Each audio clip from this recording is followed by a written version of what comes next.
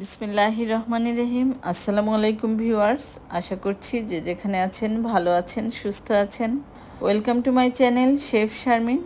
বাড়িতে যখন গিয়েছিলাম চুলায় ঢেঁড়স ভাজি করেছি, সেটাই একটু ভিডিও করে নিয়ে এসেছি।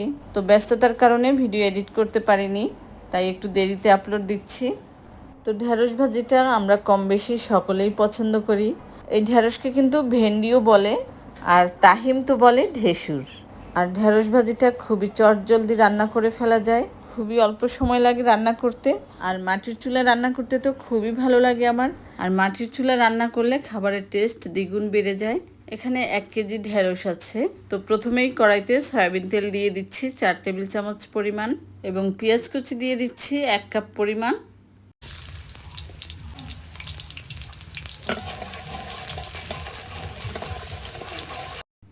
দিয়ে দিচ্ছি কাঁচামরিচ ফালি। তো ঝালটা যার যার পছন্দ অনুযায়ী দিয়ে নেবেন। তো কাঁচামরিচ এবং পেঁয়াজটা সামান্য একটু ভেজে যখন নরম হয়ে আসবে, এই পর্যায়ে দিয়ে দিচ্ছি কেটে রাখা ঢেঁড়স।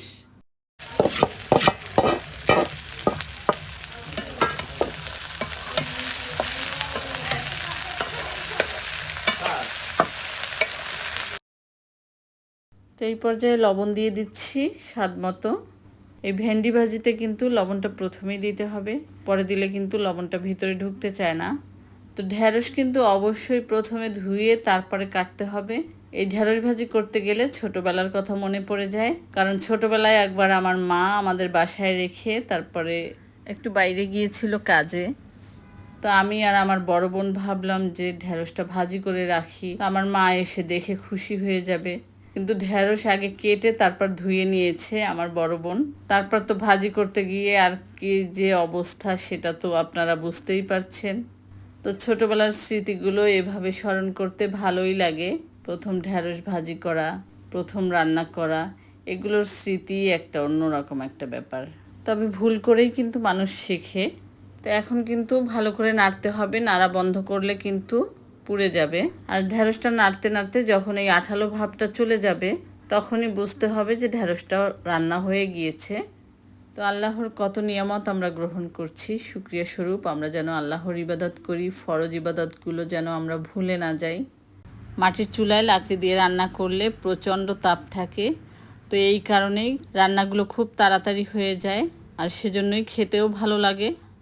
আর সবজি মাছ যা কিছুই রান্না করি সব কিছুই ফ্রেশ, তারপরে আবার মাটির চুলায় রান্না, তো সব মিলিয়েই অসাধারণ। আর যেহেতু সবাই আমরা গল্প করতে করতে কাজ করি, তখন মনে হয় যে এই সময়গুলো যেন শেষ না হয়। তো ঢেঁড়স ভাজি বা ভেন্ডি ভাজি যেটাই বলেন, এটা কিন্তু রেডি। একেবারে কোনো লোদ লোদ ভাব বা আঠালো যেই ভাবটা থাকে ঢেঁড়সের মধ্যে, সেটা কিন্তু নেই।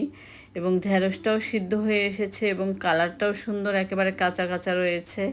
তো ঢেঁড়সের কালারটা কিন্তু চেঞ্জ হয়নি, কারণ পুড়ে লাগেনি। নিচে একটু পুড়ে লাগলে তখন ঢেঁড়সের কালারটা চেঞ্জ হয়ে যায়।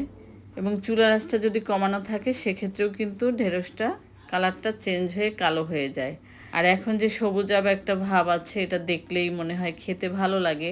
তো তাহিমের তো এই ঢেঁড়স খুবই পছন্দ।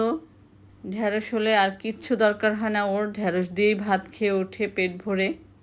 যদি ভিডিওটি ভালো লাগে লাইক দিয়ে সুন্দর সুন্দর কমেন্ট করে আমাকে উৎসাহিত করবেন, এবং যদি সময় সুযোগ হয় ভিডিওটি শেয়ার করবেন ফ্রেন্ডস ও ফ্যামিলির সাথে। এতক্ষণ ভিডিওটি দেখার জন্য অসংখ্য অসংখ্য ধন্যবাদ। তো আজ বিদায় নিচ্ছি, সকলে ভালো থাকবেন, সুস্থ থাকবেন। আল্লাহ হাফেজ।